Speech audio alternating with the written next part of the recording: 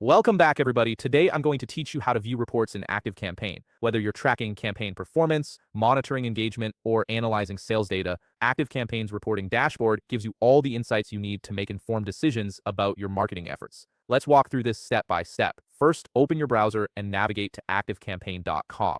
Once you're on the homepage, go ahead and log into your account using your credentials. Make sure you're signing in with an account that has the appropriate permissions to access reporting features, as some user roles may have limited access to certain data. After you've logged in, direct your attention to the left side menu. This is where you'll find all the main navigation options for ActiveCampaign. Click on Reports. This will open up the reporting dashboard where you can access a wide variety of data about your campaigns and customer interactions. The Reports section is designed to give you a comprehensive overview of how your marketing activities are performing. Once you're in the Reports area, you'll notice several categories to choose from. These include automations, sales, engagements, contacts, campaigns, website, and deal reports. Each category provides specific insights related to different aspects of your marketing and sales efforts. For instance, automations will show you how your automated workflows are performing, while campaigns will give you detailed metrics about your email campaigns. Sales and deal reports focus on your revenue pipeline, and engagement reports help you understand how your audience is interacting with your content. Click on whichever report type is most relevant to what you're trying to analyze. The system will then display various statistics related to your progress or project. You'll see metrics like open rates, click rates, conversion data, and other key performance indicators depending on which report you've selected.